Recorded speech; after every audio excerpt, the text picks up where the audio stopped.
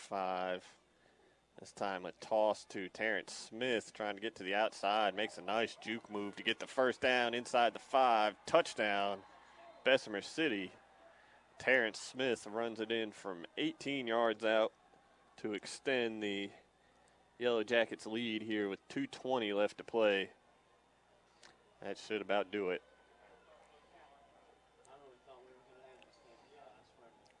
Yellow Jackets will come on for the whatsupshopper.com extra point attempt.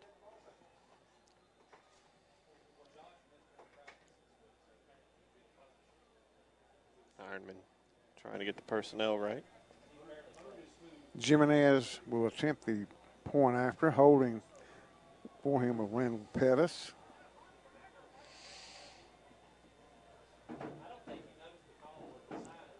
High snap, but the hold is down and the kick is good. So the Bessemer City lead now 28-10 on the No Malarkey Mr. Sparky scoreboard. 2:20 left to play. We'll be right back on WCSO.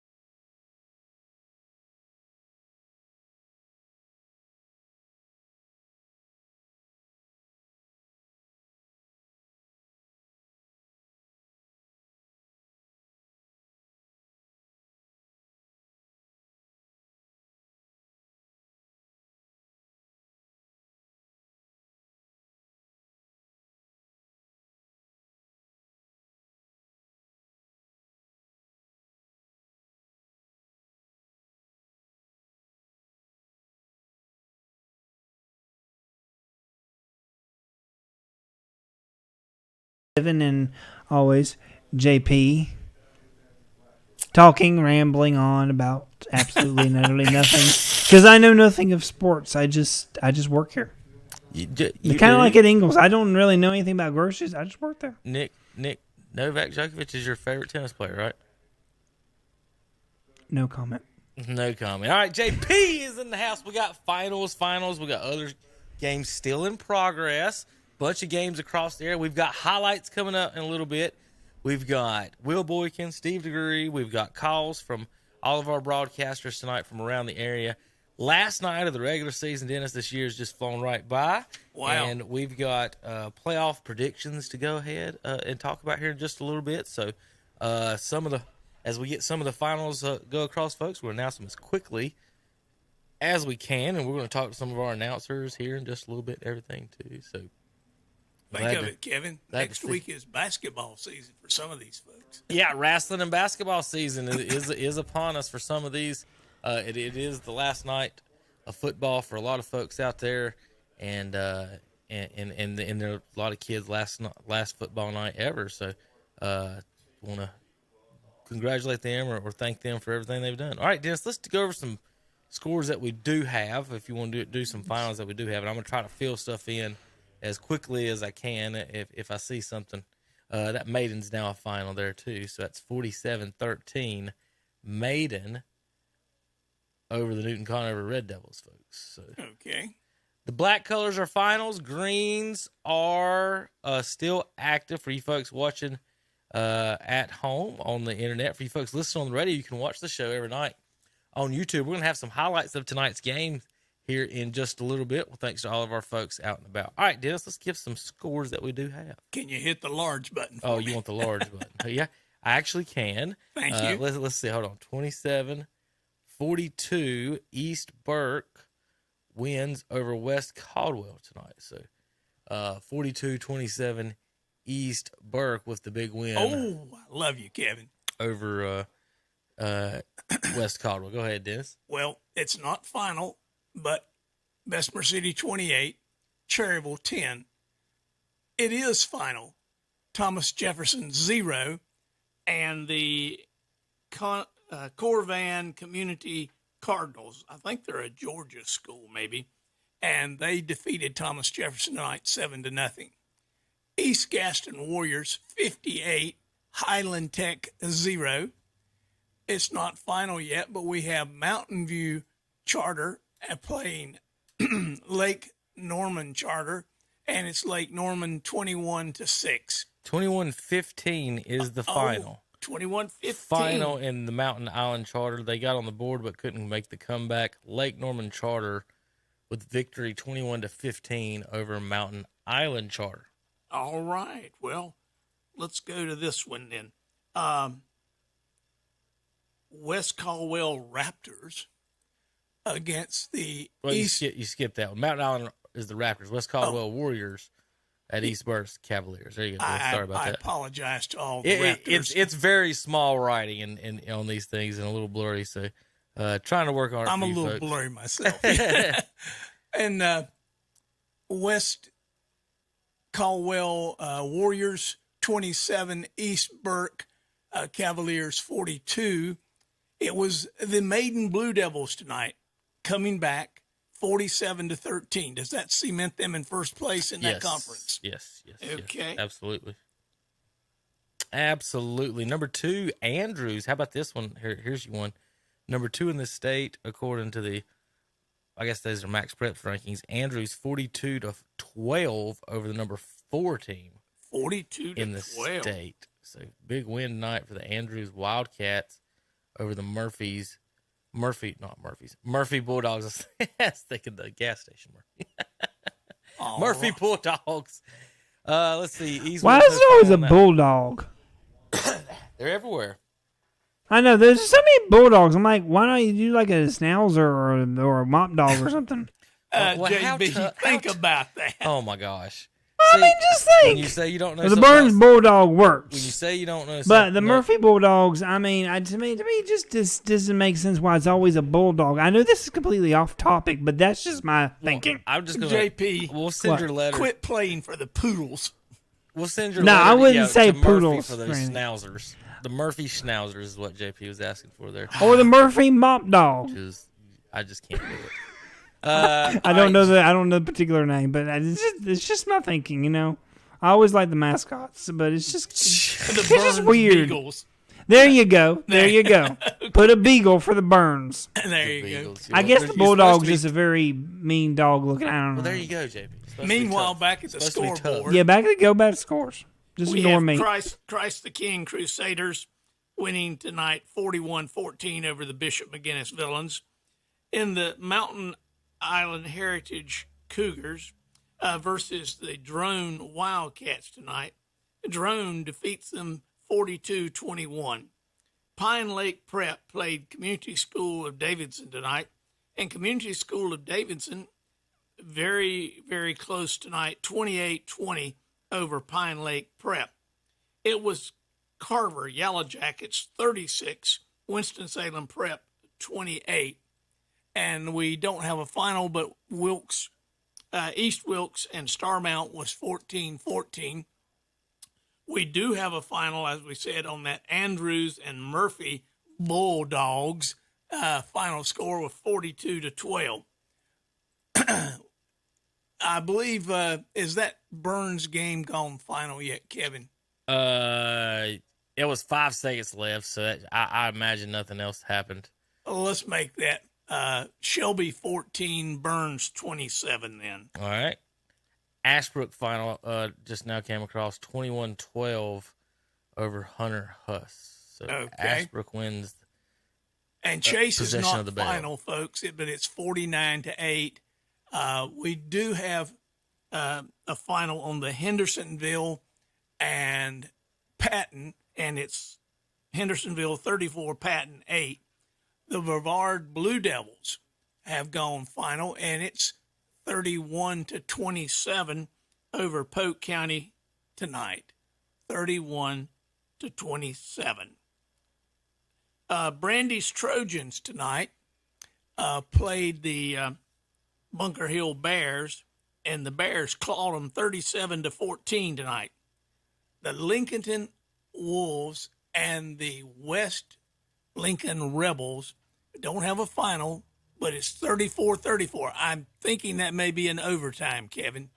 Don't know the in particulars of that, but it is. I'll pull that up the Twitter here in just a second to confirm as we get into. This is a final. Smoky Mountain 58-18 over East Henderson. I'm gonna try to find that. 58-18. Yep. Smoky Mountain. And the Tuscola versus West Henderson tonight. It was 7 for Tuscola and 55 for West Henderson. That's a pretty good whipping right there. Lincoln and West is in overtime. West just took a 42-34 lead. Yeah. In overtime. I'm guessing that's not the winning post, that Lincoln does have a chance to answer that. So. Yeah, they get the ball back, and maybe they can tie it up here. North Henderson Vikings take on the Pisgah Bears tonight, and the score was North Henderson 3, the Pisgah Bears 30. Asheville Cougars, we don't have a score for them, folks.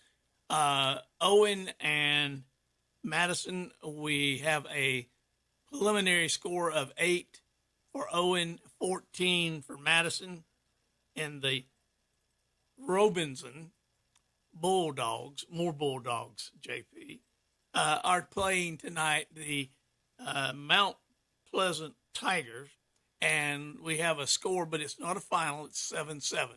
We do have a final in the Kings Mountain Mountaineers versus the Crest Chargers tonight. Congratulations to the Mountaineers. There's a big surprise. On an undefeated. You let JP troll you like that? They've not won a game. They've not lost a game this season. Did we think it was going to be different? I mean, granted, they did get 20 points, but still, it was a slobber knocker with Kings Mountain getting 35 points. So the Kings Mountain Bulldogs defeated the Crest Chargers. That don't work. I'm sorry. Freedom 26 tonight, and the final score was 35-20. And as JP alluded to, Kings Mountain has an undefeated season, the number 1 ranking in the 3A division in the state of North Carolina, and will probably tomorrow morning be ranked number 1 in the seedings, which means you get to go to Kings. Well, you don't get to go, but they'll be playing home games, JP, over at Kings Mountain John Gamble Stadium. We have a score for the Hunter Huskies versus the Ashbrook Green Wave, and the Green Wave tonight won 21-12. Now that's a green wave, not a red wave. That comes next week. So it's 21-20 Green Wave tonight. Not the Crimson Tide, but the Emerald Tide. Ooh, okay. We'll call you, JP, if we need you. The Kramer Storm played the Forest U Jaguars tonight. Jeff, give us a call and let us know about that one. But it was 21 for the Storm and 35 for the Jaguars. That's how you say that in Gaston County. South Point Red Raiders tonight squeaked by the North Gaston Wildcats 55-0. The North Lincoln Knights fell to the East Lincoln Mustangs. North Lincoln had 7, East Lincoln had 28. It'd be interesting to see how that comes out in the seedings. Are they going to be the 1, 2? Them and Kings Mountain are tied, and we'll see how the coin toss or whatever goes for that. Hickory and Statesville tonight. I'm a little surprised by this one. It was Statesville 20, Hickory 14. And so moving on to the Fred T. Ford Tigers and the St. Stephen's Indians. Fred T. Ford had 21. Their problem was they let St. Stephen's have 50. So St. Stephen's the victor tonight. The North Iredell Raiders versus the West Iredell Warriors, and that one ended up with North Iredell 34 and West Iredell 27. Watauga Pioneers tonight took on the Ashe County Huskies. We don't have a score on that one yet. I suspect. Can't find it. I can't find it anywhere. I'm looking all over Check the the place. Watauga Democrat. I'm trying. WASU or whatever up there. Anyway, Kevin's researching here, and we've got the Alexander Central Cougars tonight, who are playing the Freedom Patriots, and the score we have in that one is Freedom 26 and Alexander 14. South Caldwell Spartans are taking on the High Brighton Panthers tonight, and that was a slobber knocker. High Brighton 49, South Caldwell 35. The Roberson Rams played the Franklin Panthers up in a chilly mountain atmosphere tonight, and the Rams lost to the Panthers tonight 7-28. Kevin, you got any updates on any of these other scores? Well, I don't know which ones you missed or skipped over. Highland Tech and East Gaston. So 58-0. Yes. Okay. So yeah, go through the ones you have blank over there because I don't know where you're at, or because I probably added a few while you were talking. West Caldwell and East Burke. East Burke wins 42-27. Okay, 42-27. Let's see. We're still blank on the East Wilkes Starmount. Yeah, no. Final Starmount 34-21 over East 34-21 Wilkes. Starmount. Yes. Okay, on the blanks we have Asheville Cougars and Inca Jets. Final 34-0 Asheville over Inca. 34-0. The Jets sort of bombed out tonight. Yeah, they did. Owen Warhorses and the Madison Patriots. That was still last score 14-8. Madison, I haven't got an update on that one. And the last score we had, of course, on the Robinson Bulldogs and the High Point Mount Pleasant Tigers was 7-7. Yep. We don't have a final on that one. And as we just said, the Watauga Pioneers versus Ashe County Huskies, we don't have a score on that one yet. So quickly, running back through these, we've got Bessemer City winning tonight over Cherville, 28-10. We've got Corvon Community Cardinals winning tonight over Thomas Jefferson, 7-0. East Gaston Warriors over Highland Tech, 58-0. It was Lake Norman Charter over Mountain Island Charter, 21-15. We had the East Burke Cavaliers tonight, 42, West Caldwell Warriors, 27. It was the Maiden Blue Devils tonight, winning over Newton Conover Red Devils, 47-13. Well, at least the Devil won something tonight. Christ the King beat Bishop McGinnis tonight, 41-14. Mountain Heritage lost to Drone tonight, 42-21. It was Community School of Davidson 28, Pine Lake Prep 20. It was the Carver Yellow Jackets tonight, 36, Winston-Salem Prep 28. We had the Starmount Rams tonight pulling out a victory, 34-21 over the East Wilkes Cardinals. And the Andrews Wildcats bit into the Murphy Bulldogs, 42-12. And a more local score, we had the Shelby Golden Lions and the Burns Bulldogs battling out for first place in that conference. And the Burns Bulldogs prevail. Congratulations to Coach Devine. They'll probably be the number one seed in that section of the 2A. And they won tonight 27-14. Chase Trojans. We got a final now. It was 49, RS Central 8. So Chase is probably in first place in that conference. Well, we've got a switcheroo. Oh? Lincoln.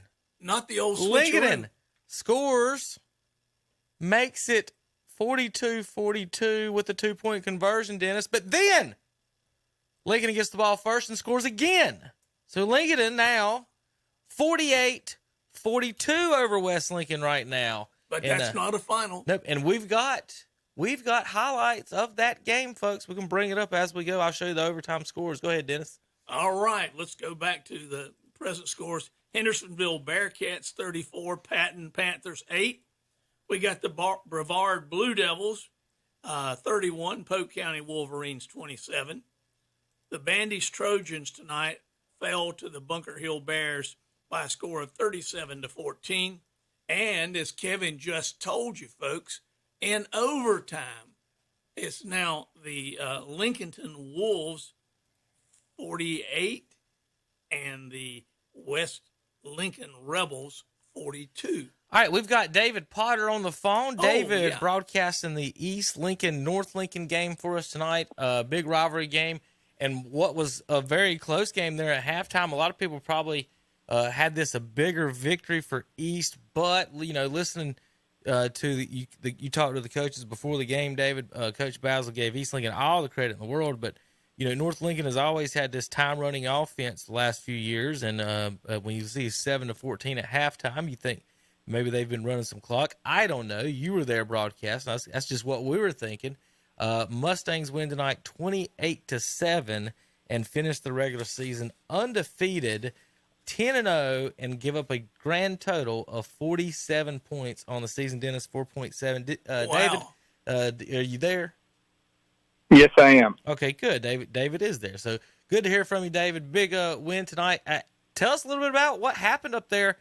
Like I said, 7-14 at halftime. Knights gave the Mustangs a pretty good run here with a depleted team. I heard you talking about with their injury situation before the game. Yeah, they've had a lot of injuries, and they had a couple more kids get concussions tonight and another one go out. So if they do make the state playoffs next week, I'm not sure they're going to have anywhere near a full squad to go play it. The problem is they'll probably get somebody like Kings Mountain or South Point or something.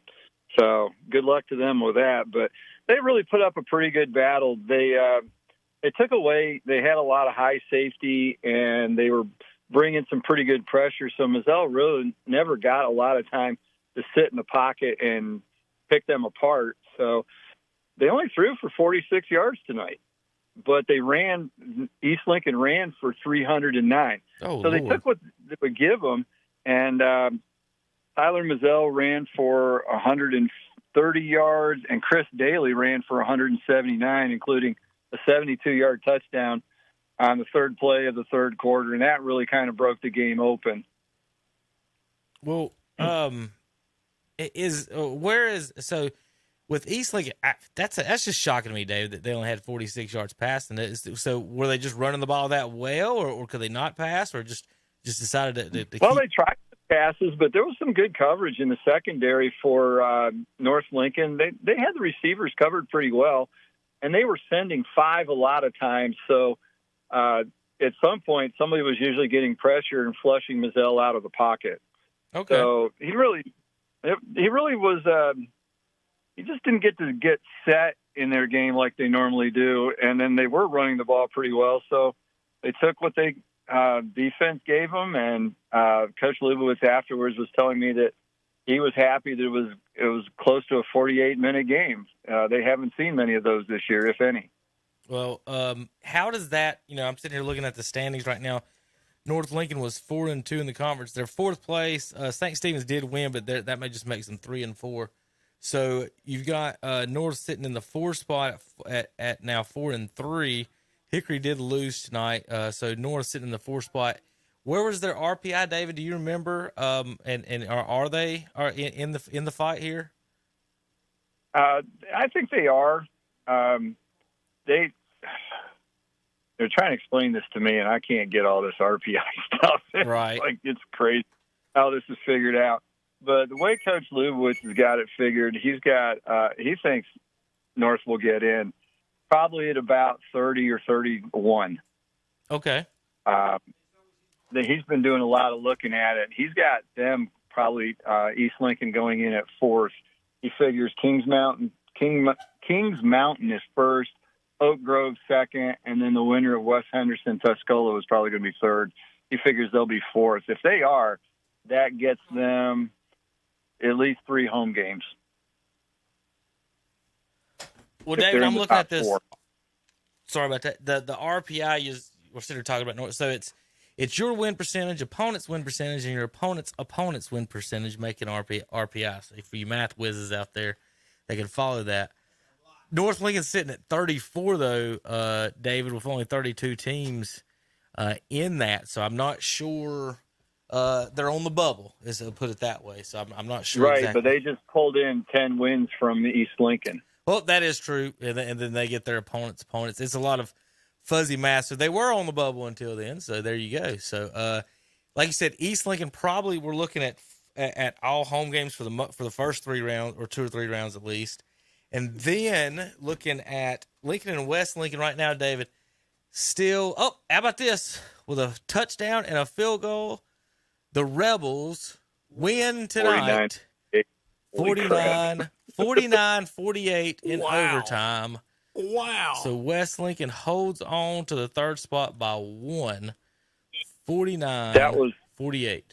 That game was going back and forth all night. We kept bringing the score up on our broadcast, and it was like Lincolnton leads, West Lincoln leads. It was sounds like an amazing game. And who knows? Does anybody have any idea what Avery was running for? Because I heard he was already over 200 in the 3rd quarter. I haven't seen anything posted as far as his yardage or anything. So I don't know anything about that on that one. Final touchdown, but I would have to guess that Avery bowled his way in for that final score. Well, we'll get the highlight here in just a second. As soon as we get. There's the extra point. I don't got the touchdown yet, so we'll see if that comes across here in just a little bit. We had coverage of that game, so I do got the extra point for the win as the Rebels win at Lincoln tonight, David. So West Lincoln, talk about their side of the playoff bracket. Of course, they're in the 2A. West Lincoln, they're also in the 4th spot, so they're sitting. They're in the 3 now after tonight's win. 3 now.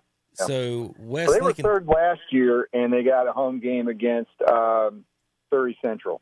So then they got Maiden in the 2nd round. That didn't go well. Well, usually that 3rd place. I think they'll be about the same position this year. Definitely probably get 1 home game. And then we'll have to see what happens. Usually that 3rd place team gets 1st round home game, and after that they're on the road.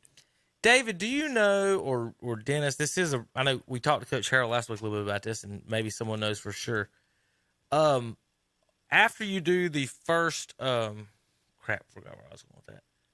I started reading this team ranking, and I forgot where I was going to ask you, David.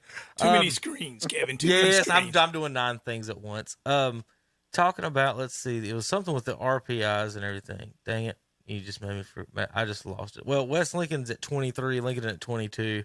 If you're wondering about that, David, as far as those go. Yeah, so I think they'll swap spots tonight. Right. Definitely. All right. If I ever remember that question, I'll just ask myself here in a minute. Well, it was a good one too, Will. I promise you it was a good one. Now that you're older, Kevin, this is the first sign, Welcome into the older generation. Yeah, I was reading right off that screen while trying to remember what question I was going to ask you there. All right, David. So next week we'll have East Lincoln maybe on LincolnCounty.com. Game of the week. We should have West in the playoffs. Also Maiden in the playoffs, Bunker Hill in the playoffs, and maybe Lincoln as well. Hopefully North Lincoln and Lincoln late 30s on the bubble type thing, right? Yeah, and that's going to be a road against somebody extremely good. Reedsville, East Surrey, Burns, Maiden, Pine Lake Prep, Community School of Davidson, Walker Down. Oh, I do remember the question now.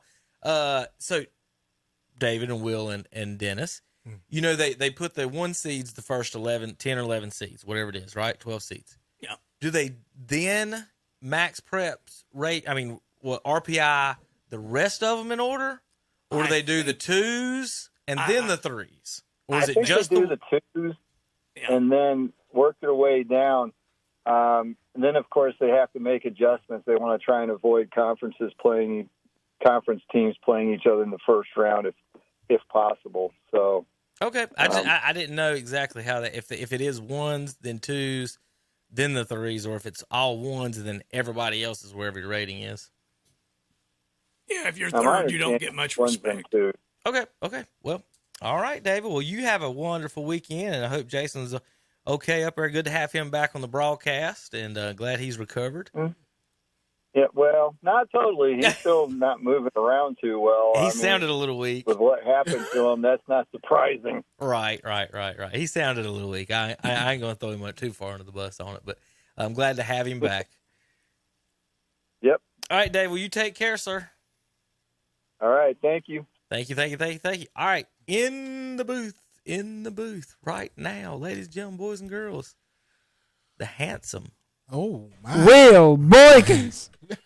Is he already? Listen there. Oh, I thought this was Aaron Rodgers. Is he already full of ribs? Is the question. No, I haven't got the ribs yet. I ain't got the ribs yet. Right.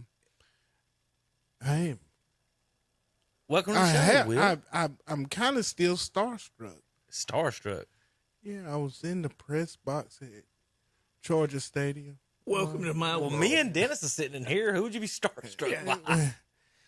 And I got to sit behind and listen to the great Andy Foster.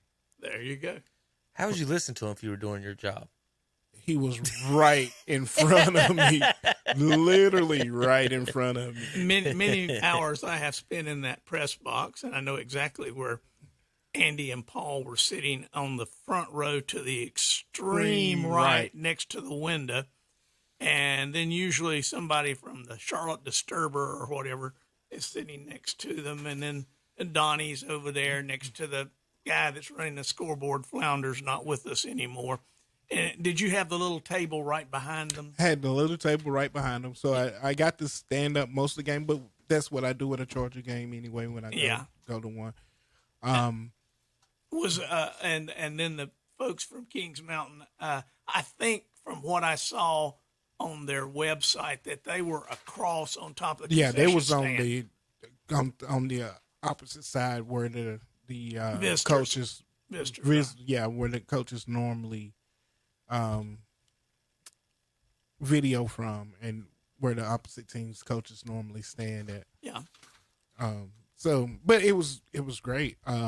Andy Foster was one of my college instructors, as well as Mr. Dennis Davis here, And don't blame me for that.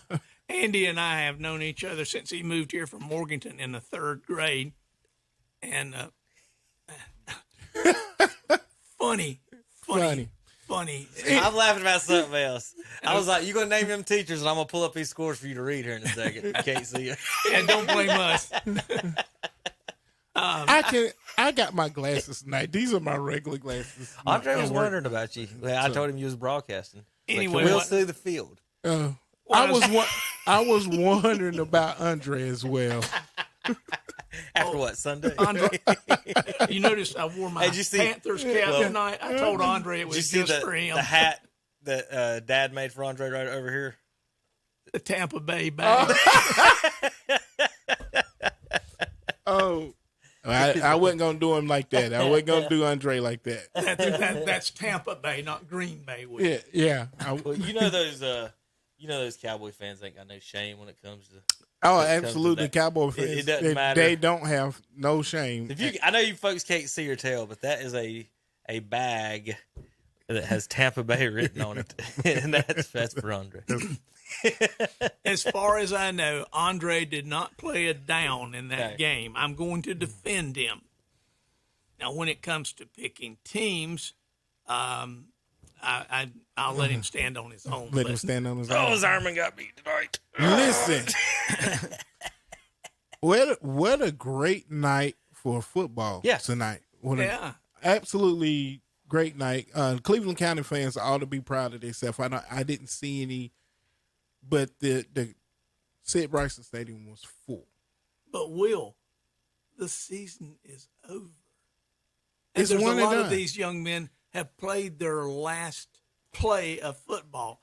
Fortunately, in Cleveland County, we get an extended season. It's called the playoffs.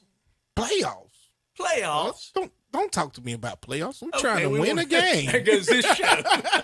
Because we're going to talk to you about playoffs. I'm just trying to win a game. There you Playoffs. go. Well, next week we'll see where they get seated. And most of these teams that we're talking about. Me personally, I really want to see the Chargers take the trip to the mountains. Okay. That's going to get them healed.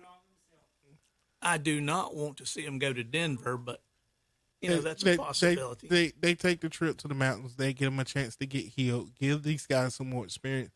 I think tonight the lack of experience killed the Chargers. Well, lack of experience, lack of size. This is, The Will. size is not as much as the lack of knowing where to be at, when to be there. Yeah, It's called what got experience. child experience. Well, we got a phone caller, and then we got a guest now walking down the hall. So we're going to get into this other game for a little bit real quick here in Cleveland County. Tom Sinafani is on the radio. Tommy, what's up, sir? Hey, Kevin. Hey, Dennis. How's it going? Will, just glad tonight. Big win for Burns. First time they beat Shelby since 2018, win the conference championship. So congratulations to Coach Devine and all his players. Just a great night for Burns. Oh, be nice. Steve DeGree just walked in the studio here. Well, yeah, I mean, and Shelby was a little shorthanded tonight. We know that, but Burns did a very good job, I believe, scouting it out and seeing they could run the ball. Like Norris and Thompson ran the ball pretty effectively for most of the game, especially on that last drive of the second half where Burns had a couple of minutes, and they were up 7, and I think they ran a 9-play drive, and 7 of them were running plays, and went down and got the pass to Nick Vincent for the touchdown, went up 21-7, and he just kind of felt like that was really it, that Shelby really didn't have a chance to win the ball game after that. So good job by the coaching staff putting together a game plan. Good job by the boys on offense of executing, and the defense was pretty good too, but, they didn't have to play too much. Burns kept the ball for almost the entire third quarter. I mean, they took it with about 10 minutes left, Tom. And then into the fourth quarter. So when you're able to get your defense that much time off the field, it's really just so much easier to play defense. And Shelby's defense got a little worn out. Like I said, they were a little shorthanded with some players tonight, so that helped Burns' cause as well. But just a great execution of the game plan in the second half, and they ended up getting the victory 27-14. Well, I thought that was the key word, and you mentioned it, execution, that Burns executed. But tell me about that new tight end that you guys have come up with there, Kahari Haynes. That's just called getting an athlete out in space and giving an athlete an opportunity to catch the football and make a play. And, Kahari could probably play just about anywhere he wants to play, but I think what happened is L.J. Allen was not available in the second half, and Kahari stepped in there. Nick Vincent stepped in there. Nick plays a lot of defense. He's typically a defensive end, but he had a touchdown, and Kahari Haynes had the touchdown. So, you open things up. You have to have another guy step up and play, and we're just blessed to have so many athletes that can play so many positions that when one is not available, then the others pick up the slack. And that's what happened in the second half. Not having LJ didn't slow us down too much as other people, came in there and stepped it up. Well, Tom, let's step into my time machine for just a moment. I want to back up about 2 or 3 years ago. You were broadcasting Burns games, and after a night like playing Shelby tonight, we'd get these calls about, well, we're young, we did pretty good, this kind of thing. But the bottom line is those young kids grow up. And when you got young kids, Will and I were talking about Crest a while ago, they're young, but they don't have the experience. And this is where they had a chance to get that over the last 2 or 3 years. And that's why I think Burns is in a good position now, because they have players, like you mentioned, that have the experience and they have the knowledge, they have the ability. We've been there, we've done that, and that moves them along well. So tell me, what are your thoughts heading into the playoffs about Burns being possibly the number 1 seed in the 2A? Yeah, they're projecting. I've heard one projection is number 4. Dennis, I'd be a little disappointed in that with the only loss of the year coming to an undefeated Kings Mountain team. And I know some of the 1A competition we played, probably didn't help our cause very much, but a win over a Watauga team, and the only team they lost to was us. That's a big win. A win over a Shelby tonight, maybe not quite the Shelby team that they've had in some past, but that's a good win for us. Win over Forest View. They ended up about 500 or so, but I win over Crest, which is going to be a playoff team. So I guess in the opinion of some, they haven't done enough. But I would like to see, a number 1 seed means you're going to be home for as long as you win.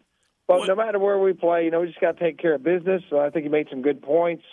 You got Haynes, a senior, and Thompson, a senior, and Vincent, a senior, Kahari Surratt, the senior. You've got a lot of seniors on this team. And, some of the offensive linemen like Colton Steins, they're seniors.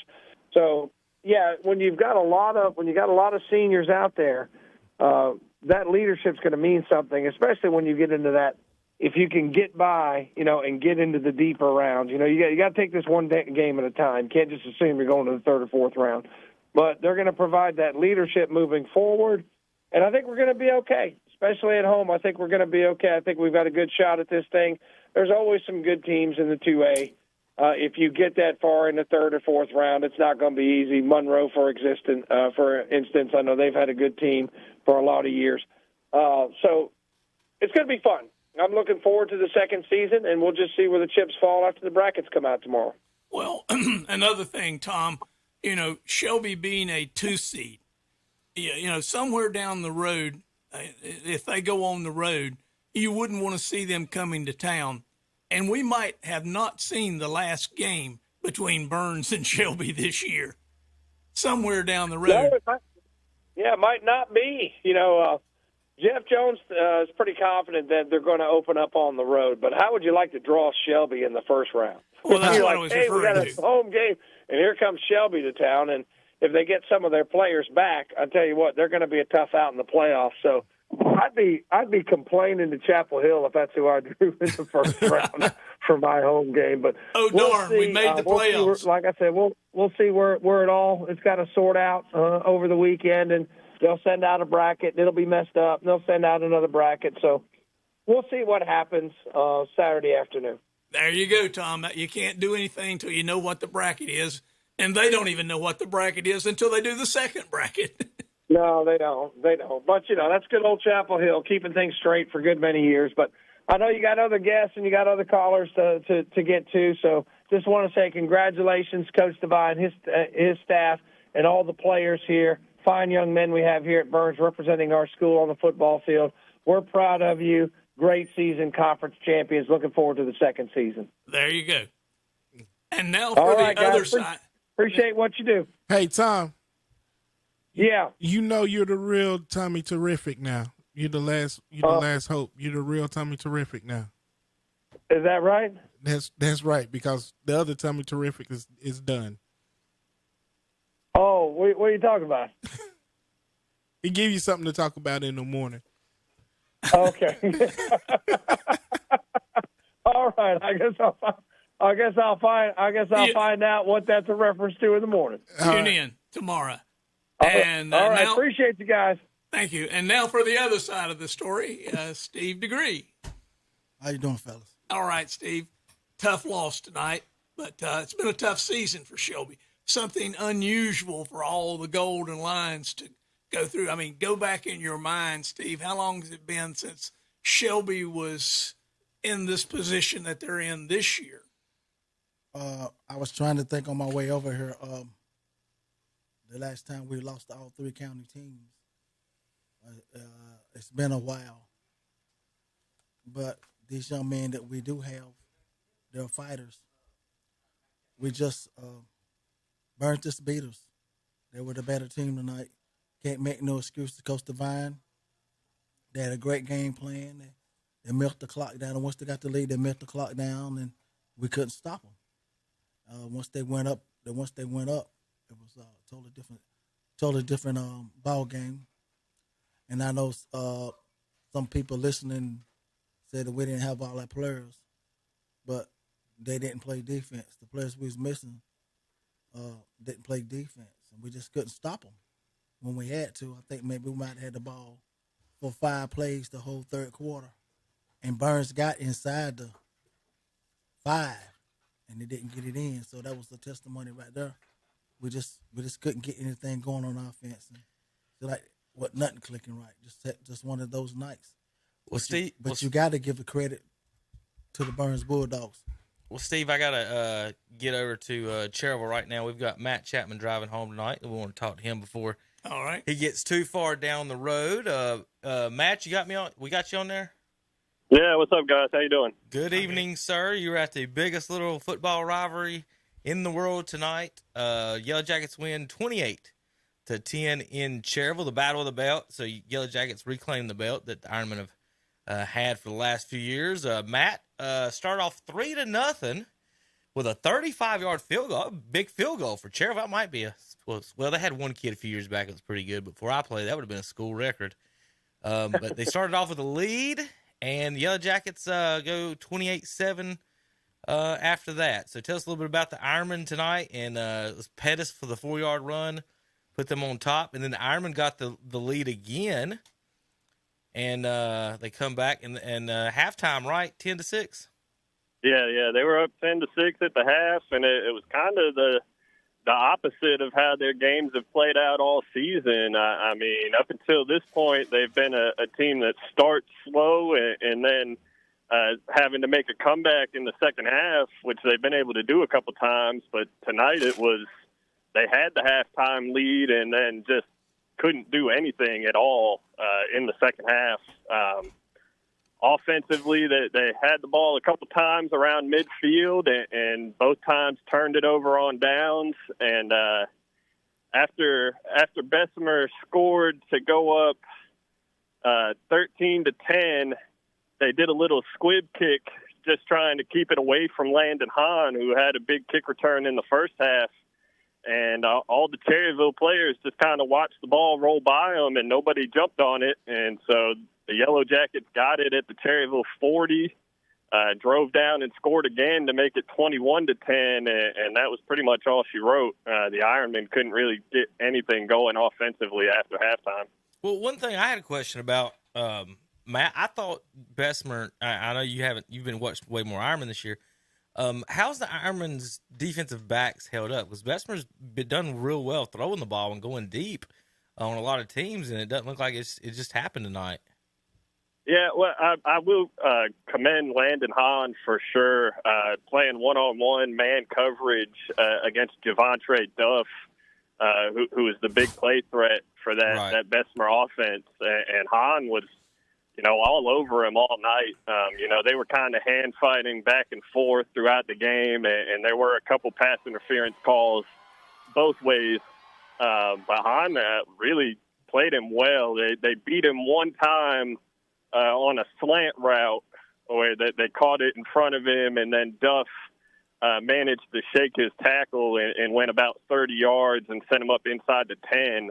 But that was literally with Cherryville having the other 10 guys in the box, and so it was just Hahn one-on-one, and he gave him probably 10 yards of cushion, and they threw that little slant in front of him, and he couldn't make the tackle. But other than that, he was great in coverage.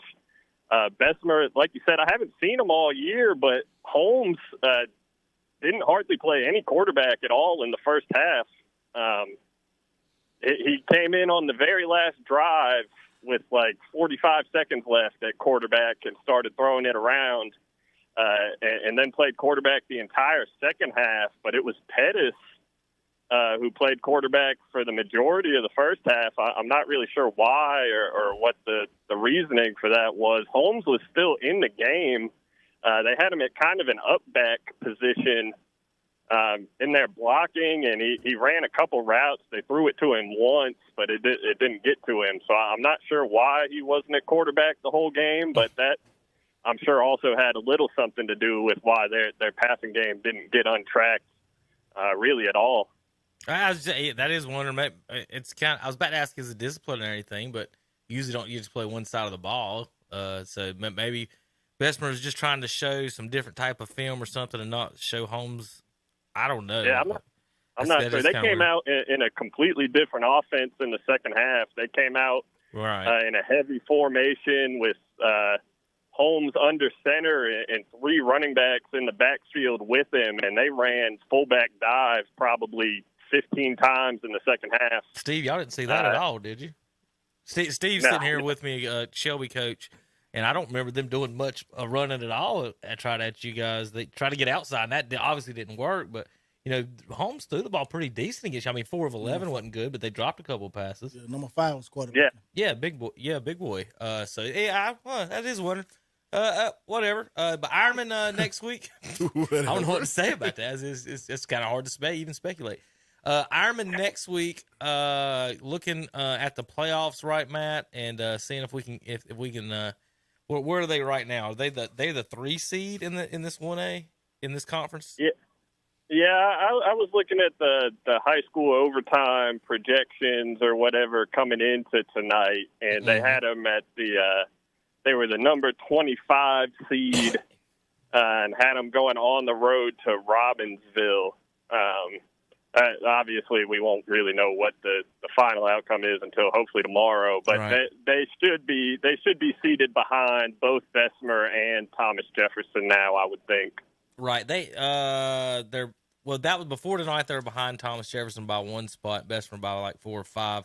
They had Robbinsville. That would be the early math on that. But again, Matt, what these RPI rankings don't in this list take into account is second and third place teams. So you could have a couple second, third place teams there up in that top 10 that's going to just switch that out and move it around a little bit. So maybe so just looking at it, Mount Airy, Christ the King, Robbinsville, East Wilkes, Starmount, Mitchell, those are some of the teams that the Ironman may have to take a bus trip for next week. So there's that. So real quick, Landon Hahn, you've mentioned previously the last couple of weeks that, he's just been doing a couple of things here and there, like holding the ball or doing something.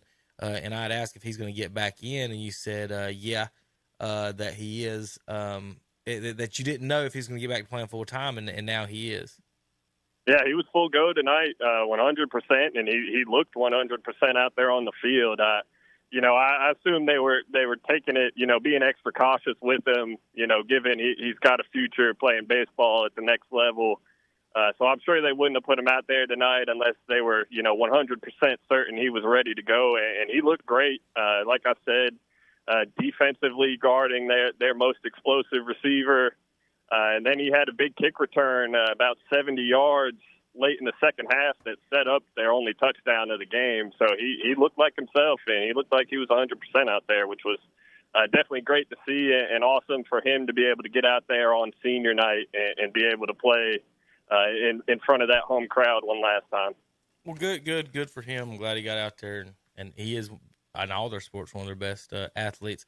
All right, Matt, good luck, and we'll see you next week and in the next few weeks. Yes, sir. Y'all have a good night. All right, Matt Chapman, Cherryville Ironman Sports, WCSL. Ironman fall tonight to Bessemer City, 28-10, Yellow Jackets will get that number 1A seed. Right now, though, they're sitting at a 20 in the RPI, guys, but that'll be 10 or 11 is where they'll end up being. So for you Bessemer City fans, you're going to end up hosting Carver. Oh, yeah, that's the same conference. South Davidson, Allegheny, Cherokee, maybe Albemarle, Bishop McGuinness may be coming. Swain County. Let's bring on the Maroon Devils. That's who I want. I want to take it. Well, all right, JP. I can't say what I was about wanting to say. JP, what do you got? Who do you got? What do you got? We got Jeff Miller on the phone. Jeffrey, can you hear me? Loud and clear, partner. What's up, Jeff? Let's see. Mr. Gaston County, where did you go tonight? I went to watch Forest View and Stuart Kramer. So you got to see a pretty decent game. Your alma mater with a big win tonight, 35-21 tonight. So Forest View, that puts them at 4-6 overall in the conference. Though they're sitting down at like what, fifth? Is that right? Fifth? Did they beat Ashbrook or get beat by Ashbrook? They beat Ashbrook. Oh, so they're the 4 seed now. So Forest View up in the 4 spot. Will that get them in the playoffs, you think, or just outside looking in? I heard that if they won tonight, there was a 99% chance that they get in. Who did that? Who did that math? Max. And they own 2 of the tiebreakers in the conference now over Ashbrook and Stuart Kramer. Well, my only issue is we start doing math on these things. If you got 10, 11 conferences, and if you say you got 10 3A conferences, well, 30 teams right there is the top 3 seed. So if you're looking at the 4 seed, I mean, 31, 32, there's not many spots left, is there? Definitely not too many spots, but it'd still be big for Forest View to get a win on senior night. To have these seniors in their home stretch at Forest View on a high note. It was tough sailing at first as Stuart Kramer was up 21-14, and Forest View had a hard time stopping Justin Rockamore and his offense. And then in the second half, Forest View just responded, and they went to some heavy artillery on offense.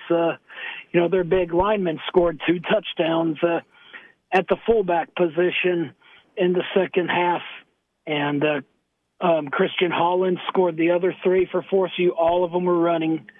And I think Justin Rockamore in the first half had 2 rushing touchdowns and a passing touchdown to Hunter Dye. I think it was number 21.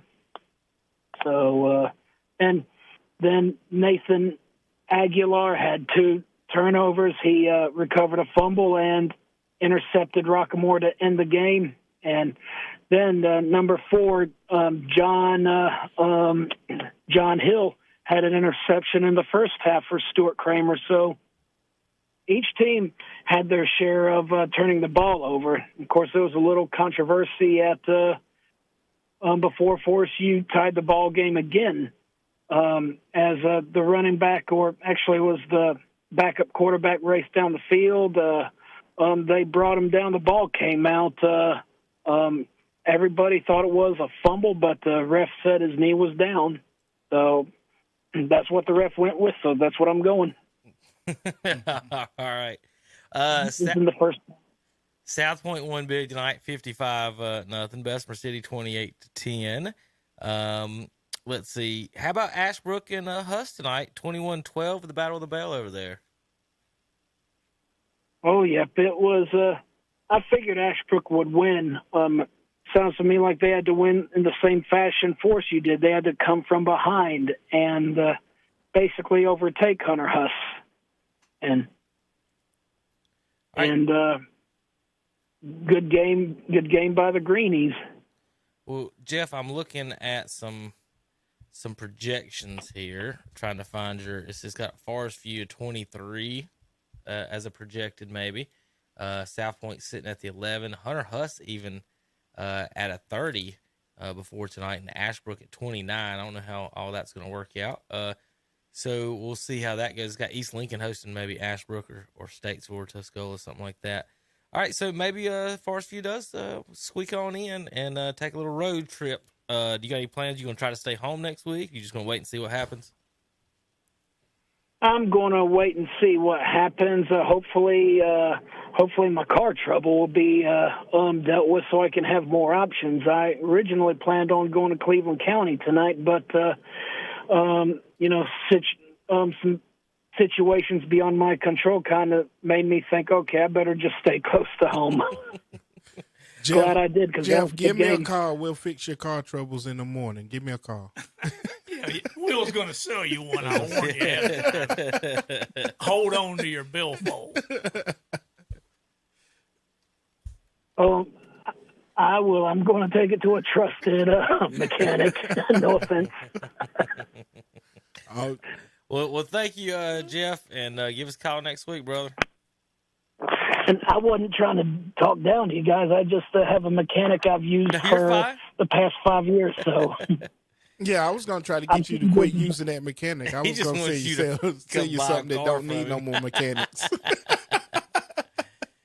Will's trying to make a sale, Jeff. Be careful, Jeff. Will try to put you in one of them electric cars with a long drop cord. Get you electric. Nothing. 300 miles per charge, man.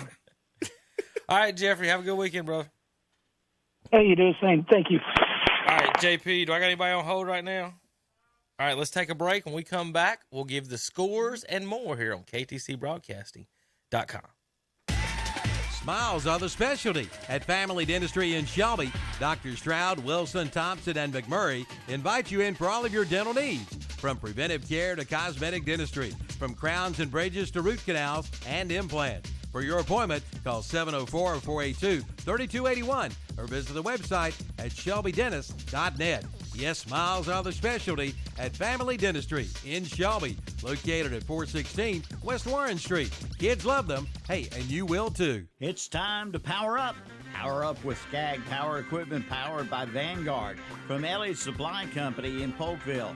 The Vanguard is now available on the Skag Tiger Cat and the Skag Patriot models. See the Skag Tiger Cat 52-inch mower with Vanguard 810cc 28 horsepower EFI engine, or the Skag Patriot, available in 52 and 61-inch cuts with the Vanguard 810cc 26 horsepower engines. Power up with a Skag from Elliott's Supply Company, Highway 182 in Polkville, online at ElliottSupplyInc.com. Here's good news from Medical Center Pharmacy in Cherryville and the Boston Pharmacy in Boston. Both locations now have flu shots available. Come get yours today so you'll feel good all winter long. For details, call Medical Center Pharmacy in Cherryville at 704-435-3263 or the Boston Pharmacy in Boston at 704-538-3021. Medical Center Pharmacy, 607 East Academy Street in Cherryville, and the Boston Pharmacy, Highway 18 North in Boston. Nobody does ribs like Fats Cafe in Shelby. If you love ribs, you'll love Fats Cafe in Shelby. Right now, get 1 pound of ribs and a baked potato for just $9.99. Offer good only on orders to go. But come on in for their Thursday all-you-can-eat in-house ribs for just $14.99. That's right, all-you-can-eat ribs for $14.99. Each and every Thursday at your Shelby Fats Cafe, 1235 East Dixon Boulevard in Shelby. It's a celebration at Flooring America in Kings Mountain. They are celebrating their 30th anniversary, and you don't want to miss it. Mark Friday, September 30th down for a big 30th anniversary special event. More details to come. And be sure to check out their new LVP flooring that's waterproof, pet-proof, and yes, kid-proof at only $319 a square foot. That's Flooring America, 602 Slater Street in Kings Mountain. Online at flooringamericakingsmountain.com. See their page at whatsupshopper.com and like them on Facebook too. The foot doctors of choice for many in this area are Doctors Jeff Mooney and Ron Maskarnik at Foothills Podiatry. In fact, people come to Foothills Podiatry from miles around for gentle but state-of-the-art foot care. Our staff truly cares about your needs. You can expect top-notch medical and surgical care from a staff dedicated to quality service.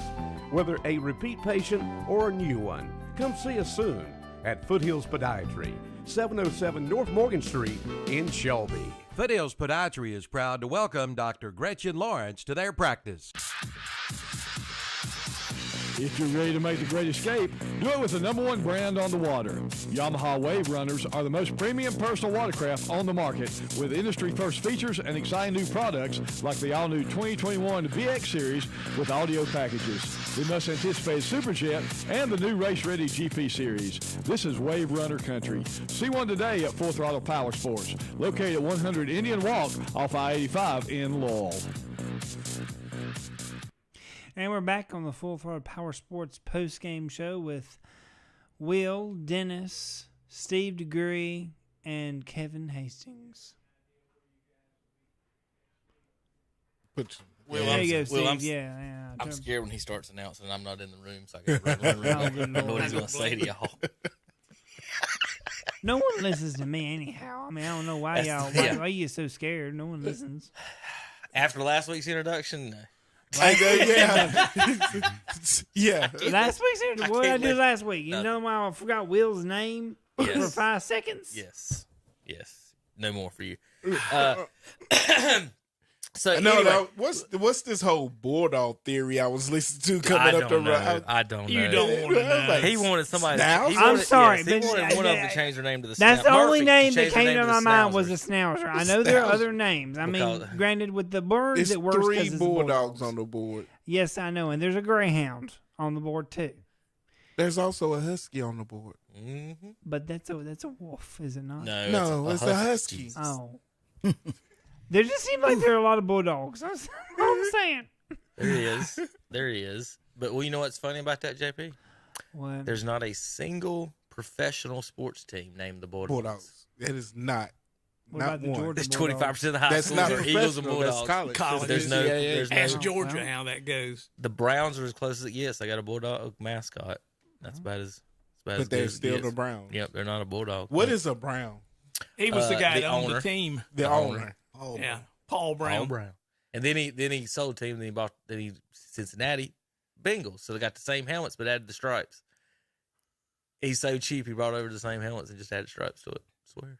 Well, he didn't want to be stuck with that order. Well, that's like the Indianapolis Colts and the Baltimore Ravens. Yeah. All right, well, let's do some scores. I'm going to go through these pretty quickly, and then we'll have a little fun tonight. We'll do some highlights. How about that? 28-10, Bessemer over Cherville, 7-0. Corvion over Jefferson. East Gaston, 58-0 over Highland Tech. Lake Norman Charter, 21-15 over Mountain Island Charter. East Burke, 42-27 over West Caldwell. Maiden, 47-13 over Newton Connor in the battle of red versus blue devil in that one. Blue come out on top. Is red and blue make maroon? I don't know. Christ the King, 40. We don't have any Green Devils. 41. That is true. 41-14. Christ the King over Bishop McInnes. Drone, guys, Drone. Have you seen their record this year? Drone on. Drone wins 42-21. I'm gonna pull that up. I think they may have only lost like one game this year. So they win tonight over Mountain Heritage 42-21. Community School of Davidson 28-20 over Pine Lake Prep Pride. Yesterday, Carver beat Winston-Salem Prep 36-28. Starmount 34-21 over East Wilkes. Andrews Wildcats beat the Murphy Future Schnauzers 42-12. At least they're not poodles. Drone. Why is it I always get the butt of the jokes here? You're the one that You brought open up your Schnauzer. mouth, Not a my single one friend. of us brought up Schnauzer. Hey, Speaking of butts. Drone 9-1. 9-1. Only lost 1 point in overtime. Who did they lose to? East Burke. Wow. So 1 point in overtime for the Drone Wildcats. So I think they're 1A now, aren't they? Are they? Are they? Well, my sheet's down the hall, so I can't just turn. They may be, but that's an awfully big school to be 1A. Yeah, but that's what happens when you build 2 schools when you only needed one school. They're in a split 1A, 2A conference. That's why I was asking. I couldn't remember on my sheet if they were 1 or 2. But 9-1 on the season, good year. 1 point lost in overtime. At the same time. Yeah, there were 2 members of the school board, and they said, I'm going to build it over here. No, we're going to build it over here. And they solved the problem by building it at both places. Wow. Yeah. Okay. Robinson 21-14 over Mountain Pleasant. Go ahead. What will? That lets you know what kind of money is in that area. That lets you know what kind of school board people Madison you get. 35-33 over Owen. Asheville 34-0 over the Inca Jets. Pisgah 30-3 over North Henderson. West Henderson 55-7 over Tuscola. And Smoky Mountain Mustangs 58-18 over East Henderson. St. Stephen's 50-21 over Ford. North Iredale 34-27 over West Iredale. Watauga 56-28 over Ashe County. Freedom beats Alexander Central 26-14. High Brighton 49-35 over South Caldwell. And Franklin 28-7 over Roberson. Some more local scores. How about Bulldogs of Burns 27-14 over Shelby. Chase 49-8 over RS Central. Hendersonville 34-8 over Patton. Brevard 31-27 over Polk County. Bunker Hill 37-14 over Bandies. West Lincoln wins in overtime 49-48. That's a slobber knocker. And well, I did have the fans got their money worth at that game. Who was asking me about Mason Avery's? Somebody's asking about his rushing I yards. mentioned Mason Avery probably He scored that last touchdown. He only had 33 carries, 278, and 5 touchdowns tonight. So he had 200 poor in the performance. first half. Yeah, he only had 278. He wasn't going to be denied. Mr. Football.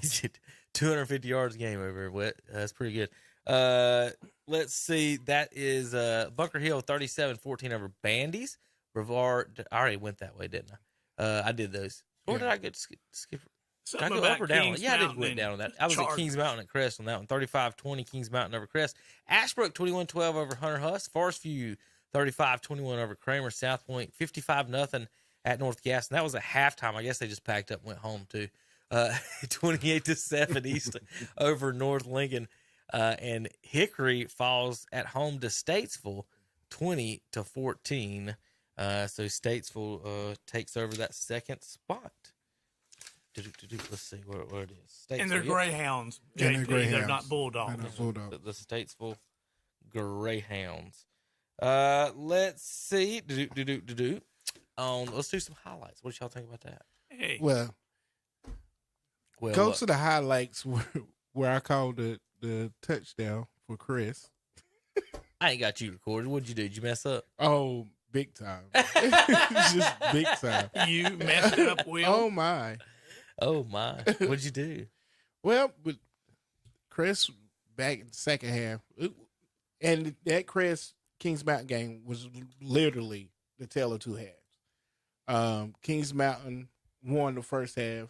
Chris won the second half, but Kings Mountain put up more points in the first half than Crest did. Crest is a slow starting team all year, and then they explode in the late third quarter to the end of the game, and that's what you saw tonight. Well, I actually was going into this game. I was looking at the two teams and have been by watching them all season, and I was thinking, well, Kings Mountain's offensive line is going to control the game.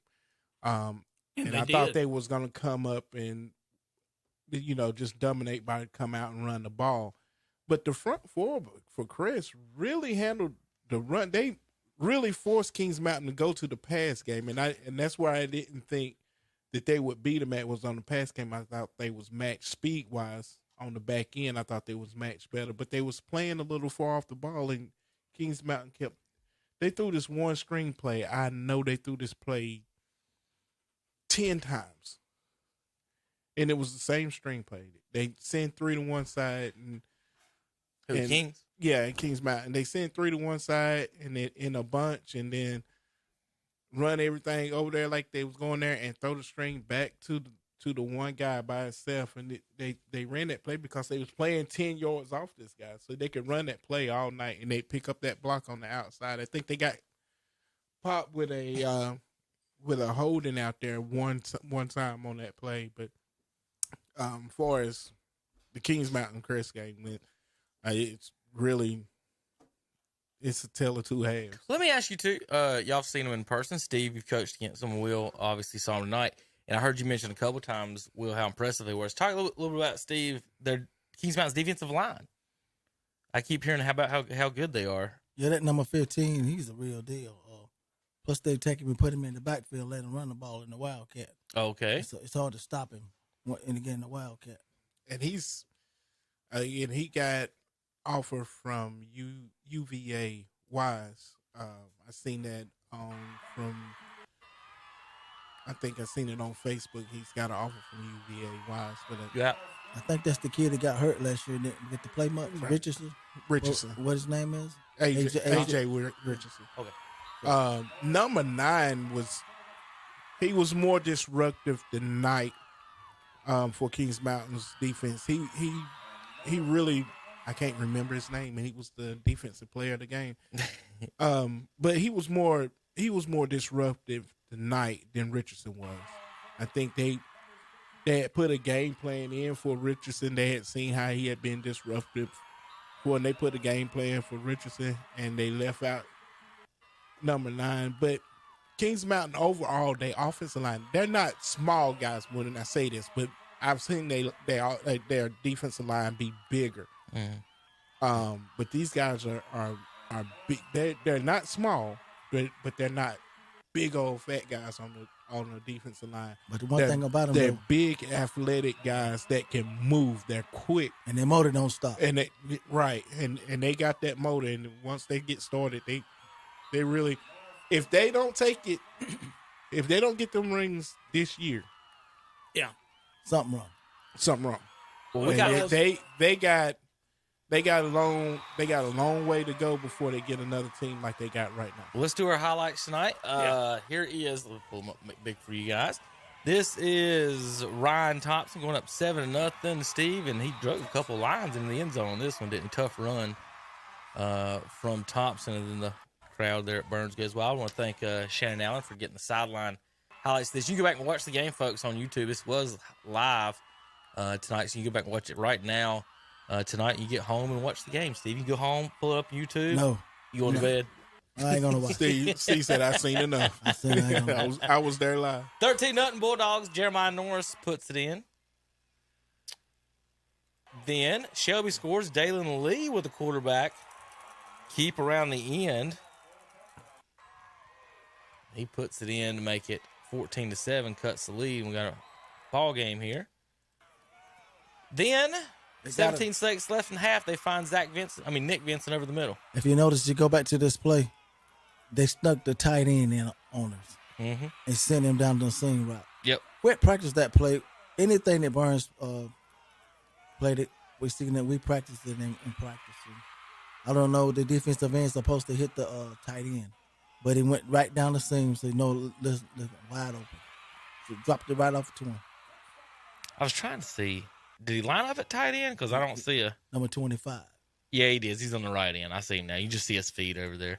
Yeah, it's Nick Vincent. Then he actually got the 2-point conversion. And also, if you notice, on the 2-point conversion, if you show it. It didn't have it. Yeah, we don't have that. He lined up at center to snap the ball. And they did that funnel huddle, whatever you call it. And people, we told him all week that the center was eligible because he wasn't covered. He was on the end. Yeah. He was really in the middle, but the guy on the right side was off the ball. Okay. Was off the ball. So that made the center eligible. So he snapped it to him, and the quarterback threw it right back to him. So that's how they got it too, because they missed the extra point earlier. This is a touchdown run by Kahari Haynes with 4:30 left in the game. This made it 27-7. We missed the tackle if we run it back. Notice we had him in the backfield right there, but missed the tackle. Dropped the ball, just overran it. Yep. Lost contain on that play. Steve, I got a question. Seeing that sideline clock over there, what was the deal about the sideline clock? I know that was Crest. They made them quit using the sideline clock. Not y'all. We never figured that out. Well, if one clock stopped working, they got to do both. You can't let the other one work. Okay. Yes. Then Marlon Daniels right there scored. Yeah, good play right here. Our last touchdown with 6 seconds left in the game to get the other 14. So 27-14, Bulldogs win over Golden Lions with that play. Now let's watch some other highlights. How about that, guys? Yeah. How about, we already saw some Cherryville. We'll get Lincoln and Cherryville, and then Bessemer City, RS Central, Chase. We got all kinds of stuff. You got any of that Lincolnton, East Lincoln? Lincolnton and West Lincoln. Yep. 7-0. This is Lincolnton with the pass play into the corner. Touchdown, Wolves. That made it 7-0. All right, then you got RS Central and Chase. Here's Mr. Rudisell getting missing. He's very, very fast. Y'all will have to deal with him, Steve, if y'all end up having to play the Trojans at some point.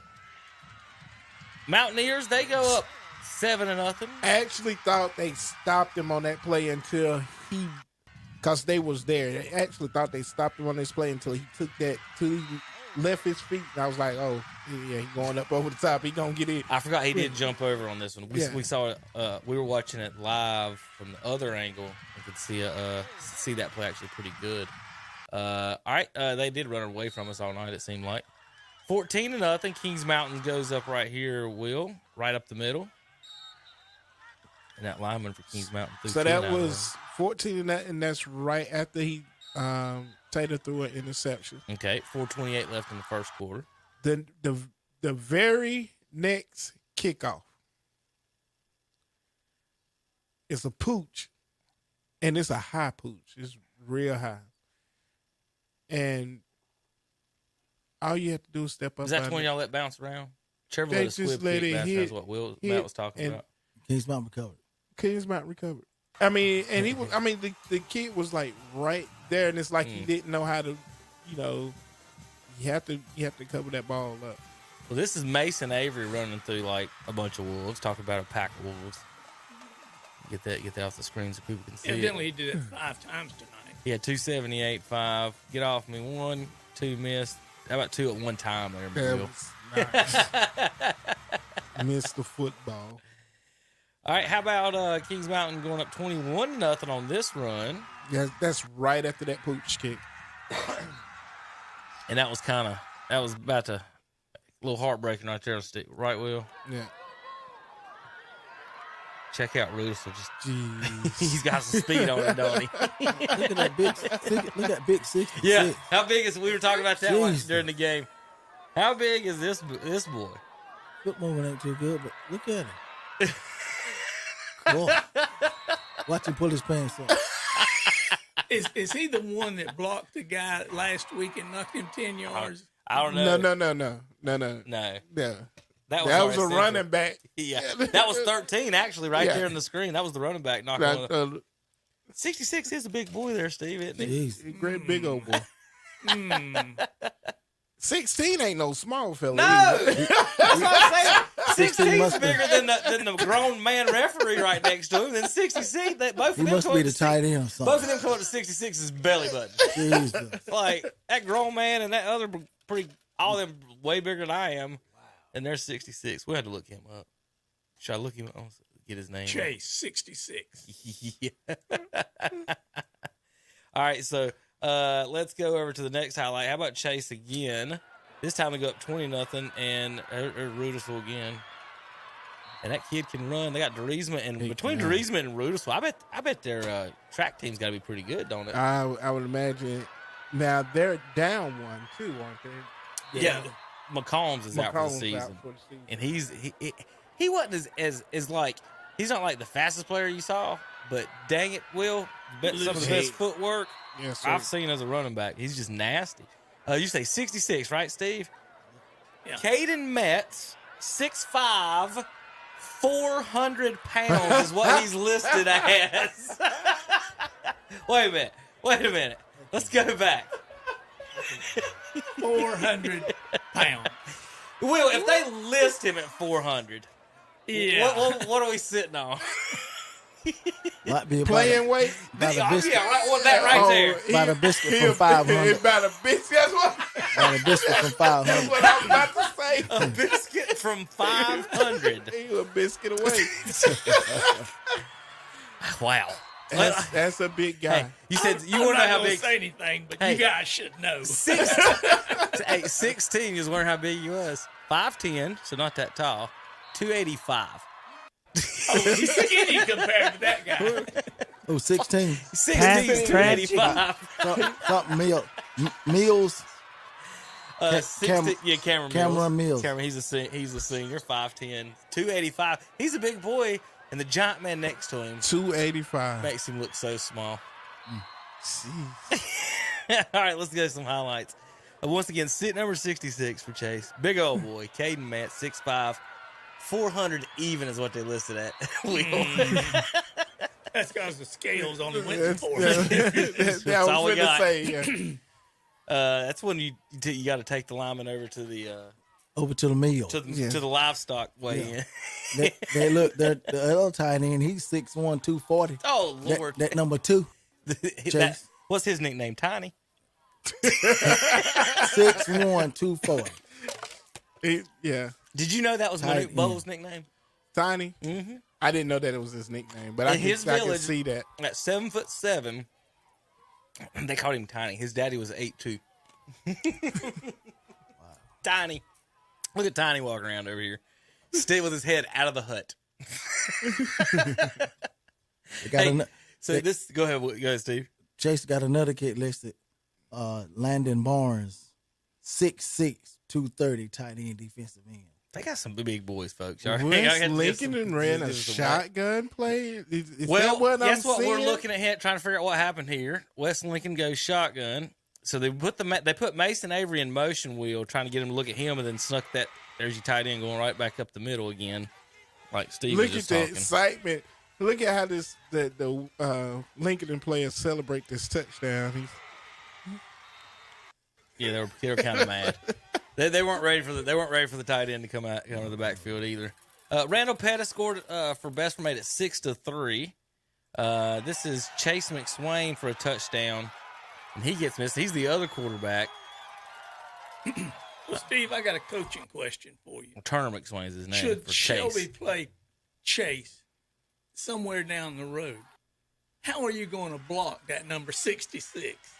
He might not be playing That defense. I thought was an interception. With I'm speed. glad you pulled that From play this up. angle, it looks like a catch. Yeah. Because watch That- 6 when he turns over, he's got the ball. I think the guy had the hands on it for a minute right there. He did when he hit the ground.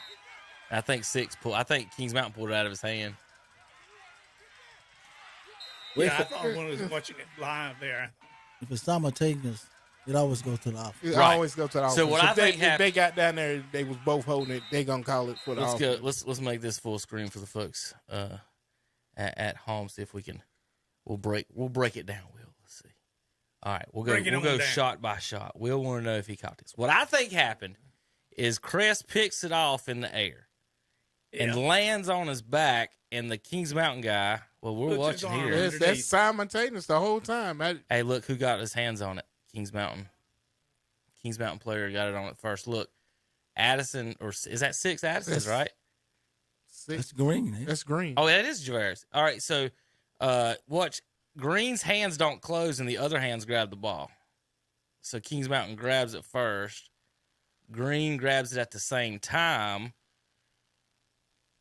They're Right going down there. right there. I think Green has the ball right That's here the ball with the right elbow there. and butt down. I think he has the That's ball. the ball right there. But the official But when can't see the it. official can't see it from that side, and when the Kings Mountain receiver, look, the ball changes right here. Green's got the ball, hits, ends up in the Kings Mountain player's chest. He rolls over with the ball. Green's got his back turned. and they call it interception.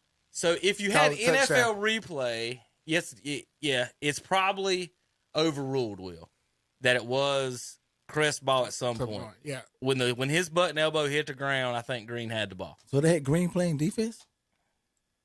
Well, apparently had nobody playing defense. No, it was, Well, Just playing. it was an interception by Kings Mountain.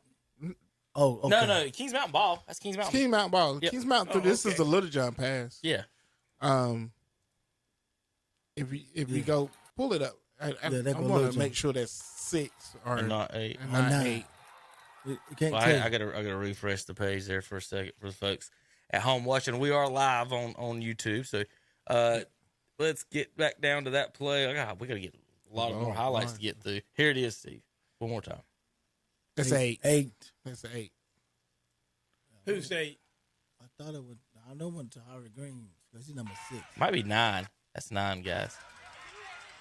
8 or 9. Either way, number 6 for Kings Mountain ends up with the ball and the touchdown. All right, let's go over to Lincoln. And this is a fumble, a scoop and score for Lincoln. And the Wolves are off to the other way. I can't see the number. 33. 33 for you Lincoln fans. Kickoff. Number 28 returns the kickoff on the Wolves for a touchdown. This is for West Lincoln. All the way. Oh, man. You got Ghost. He's gone too. There's no catching it. You got the ball up in there. That's supposed It's to be that night. that's There supposed to be it a is. flag. I'm finna Yeah. say. Coach Burns got one too. When that tight end caught the ball, he slammed it down. I thought somebody spiked it for Burns tonight, didn't they? Yes. Lincoln powering their way in for a touchdown from about 4 yards out. Number 20 reaches for it. Nice Dude, that little play. not supposed to be called Aiden, the runner, No, there. that's But no- no, he's not on the pile. He's actually turned around, pulling him to the end zone.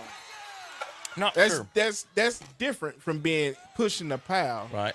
That's pulling him in the end zone. Yeah. That should be a penalty. That should have been a penalty. Number 20 scores again for the Rebels. Is that Avery? Is Avery 20? I guess it has to be 5 touchdowns. He's the only one that scored, so Mason Avery's number 20.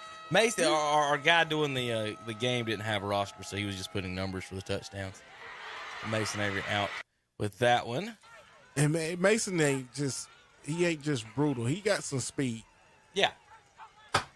Quarterback handoff, little trap action. Made it 33-20 Rebels. RS Central must have just missed that touchdown. Good highlight there, Tanner. Missed that one, too. All right, here's Crest. Touchdown pass was in the third. Addison Wood. Will, what happened right here? And they finally got a matchup one-on-one on the other side, and he got time to sit back in the pocket. If he had time tonight, he could have made up. They beat him. The speed of Crest beat him down the field. He just didn't have time. That defensive front was in the back. All right. Lincoln, number 7. Quarterback keeper around the end. Made it 34-20. Or cut it to lead 34-26 for the Wolves. Crest scores. Makes it 35-20 in the game. Will, you getting excited thinking he's coming back? This play was open all night. That's to the opposite side to Adams. That's that little screenplay that was open all night. Could have got it to him all night. Number 20 for the Wolves scores. Made it 34-34. Ironman's Jameer Holmes with a 2-yard keeper. Not much of a highlight. And this is a nice little run by Terrence Smith on the pitch. Shakes this kid right here. Whoops! And he's off to the corner. Once he gets that lane, tough to catch those long legs. They do pretty good in the track and field. They moved 2 players on that play. Mason Avery. You notice that? They moved 2 players over. It's like they moved the tight end over. Yep. Sealed him off. Avery makes the one guy miss. Second guy's not going to make him score. Here's the overtime score from the Wolves. That is a nice play. Game on the line. No, you got to throw that a little harder. It was complete. You got to throw a little harder. Lincoln goes up to here. They think they might have it. And then West Lincoln wins it with his extra point, 49-48 over the Lincoln Wolves, and that's your highlights. Well, Lincoln must have missed their for tonight. Yep, they missed their 2-point conversion. Play before they were showing that they thought they had it, but they didn't. Fellas, before we go any further, happy birthday. I was going to say, wait, hold on, Steve. Folks, he's our special singer. Did y'all know this man could sing? Did y'all know? I thought Andre left. All right, Steve, I'm ready. Hold on. Steve's here to sing a birthday song. Earlier today, Kevin told me today was his birthday, so.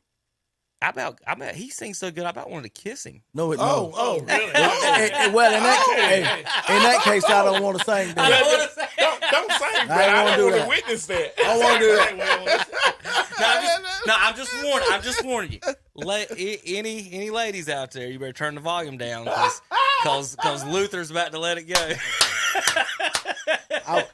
I was just playing. I want to hear it. Steve really does sing good. Well, not really. I don't really sing much, but I was just letting people know that the day's Kevin's birthday. If you don't know, and he turned 40 years old today. Yes. So he told me he was on his way to the golf course. Really? You turned 40? Yeah. The horseman. So I decided to do a little something for him. Let's hear it. Happy birthday to you. Happy birthday to you. Happy birthday to you. Happy birthday. Happy birthday to you. That's what I'm talking about. Good job, All Steve. right. All right. JP, you ruined that. Steve, my birthday is in less than a month. I don't want you singing no more around Kevin. If you, I know that's right. We're going to keep that. We're going to keep that under wrap. I had to warn all the ladies out there. You're about to hear some beautiful singing from Steve's. All right, I got a photo for you here, Will. That's the one I seen today. This is the one today. What about the one of you playing golf with the kids? I got that one too. Why you always got Bessemer City colors on? Steve, those are my team basketball shorts. Yo, who? Those are my basketball shorts from high school. And a Ladies shirt and- I used to wear to school. Ladies and gentlemen, on the radio, you just the caption says, "Don't do that, kid." The caption says, "Drip still fit, Steve." Hey, you see the J's? Look at the J's. J1s, baby. J1s. And then I got When the I dog. see- Hey, next week, you know what's going to be in the background of this picture? I didn't have time. It's going to say No Limit Records. Actually, Kevin. Actually, we was at practice yesterday, and I tried to motivate the kids a little bit. Yeah. So we had we do light practice on Thursdays. So I wore my old Shelby High School. Jersey to practice. Yeah. And I also carried my helmet to practice. Try to let them know when you put that gold helmet on, it's a special occasion. Time to play. Time to play. Time to play. I can't wear none of my stuff from high school. Hey, I couldn't wear my helmet either. Jackie Ross said, "Coach, what you gonna do with that helmet?" I said, "I'm gonna hold it on my helmet." He said, "You're not gonna put it on?" I said, "I can't wear it no more." He said, "Your head don't swell up." I said, "No, I just got more brain. I got more sense now. I got more sense now that I had then." You know. I tell you what, you guys talk big, but I got a helmet without a face mask. Me on too. It. Oh, And it's not plastic. It's leather. All right, guys. I want y'all to give the scores any way you feel like it. I'm going to get down the hall. Me and JP's going to prepare to end the show here, guys. What you want to do? Roll at a time. However y'all want. Steve, you take that column over on the left over there. Okay, let me get them. I can see it.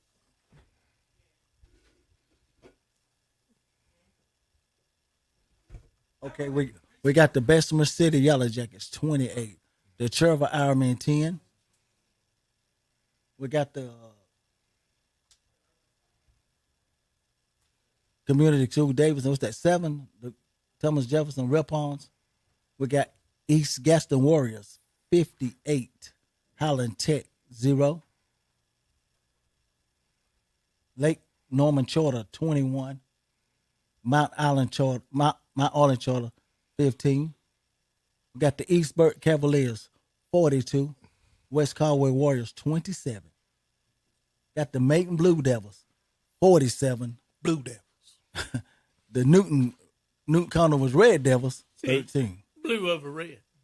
Then we got Christ the King Crusaders 14 and the Bishop McGinnis 14.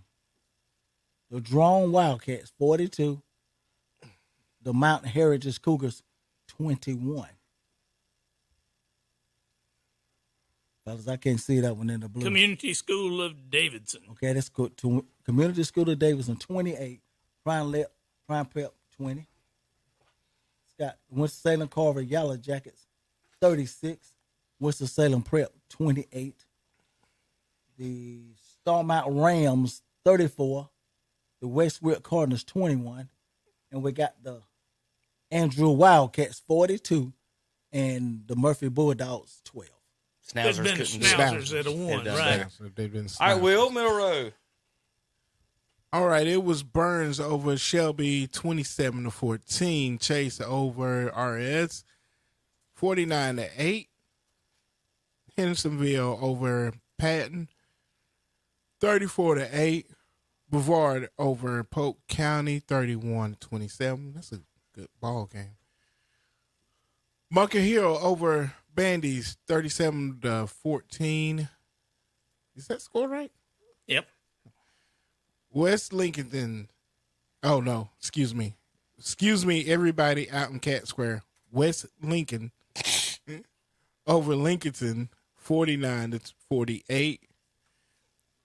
And what's that? Double overtime? Triple overtime? I did not see the exact. In overtime. Yeah. Smoky Mount 58, East Henderson 18, West Henderson 55, Tuscola 7, Pisgah 30, North Henderson 3, Asheville 34, Inca 0. It was Madison 35, Owen 33. That was a good ball game. And Robinson 21, and Mount Pleasant 14. I didn't make that Mount Pleasant bigger. Everybody's been staring at that weird. All right, Dennis, let's finish it up so we can get out of here. Well, Kings Mountain tonight over the Crest Chargers 35-20. It was the Ashbrook Green Wave 21, Hunter Huss Huskies 12. Forest View Jaguars 35. The Stuart Kramer Storm 21. It was the South Point Red Raiders 55, North Gaston Wildcats 0. It was the East Lincoln Mustangs 28, North Lincoln Knights 7. It was the Statesville Greyhounds 20, the Hickory Red Tornadoes 14. It was the St. Stephen's Indians 50 and the Fred T. Ford Tigers 21. It was the North Iredell Raiders 34, the West Iredell Warriors 27. Watauga Pioneers 56, the Ashe County Huskies 28. It was the Freedom Patriots 26 and the Alexander Central Cougars 14. It was the High Brighton Panthers 49-35 over South Caldwell, and the Franklin Panthers beat the Roberson Rams 28-7. You struggled with that early. The last 2A school to beat Shelby. Steve, do you remember? Last 2A team to beat you guys. Franklin 2020. It was High Brighton. Hendersonville. Yeah, Henderson they beat us up there. Yep, 2020 Hendersonville. Last team beat Shelby. 2A team. All right, JP. Well, they're not that last 2A team to beat Shelby. Well, Burns is now. Before that, I don't know, fellas. If I make it next week, cause we're gonna go. Dennis, we're gonna go and gas the bus up, cause I'm pretty sure Shelby will be on the road, but we'll go represent Cleveland County as we best we can. Good luck to all the schools going into playoffs. All the kids. And all 4 schools makes it. That's great. There you go. All the kids that teams that are not going to make the playoffs. Great season. Congratulations. Good luck in other endeavors. You got 4 Cleveland County schools that are probably going to have 4 home games next week. Nope. Nah, Shelby, we probably be on the road. You're going to be Willie Nelson. They're 50-50. Shelby's 50-50. We're on the borderline. They're we'll probably be an 8 or 9 How would you like to finally make it to the playoffs and have Shelby come to your house? Well, Chase gets them in round 1. All right, we'll see. Again. Chase, Again. All right, JP, you ready? We got to get out of here. Guys, Panthers, Tar Heels, racing this weekend. Tomorrow morning, Saturday morning sports talk, KDCBroadcasting.com. Seed of a chosen breed, you don't see too many like me, cause I am one of the reasons you do what you do when you want to be me instead of you, cause I am still on beat, showing love to the streets. Come on, you know me, cause that's who I am.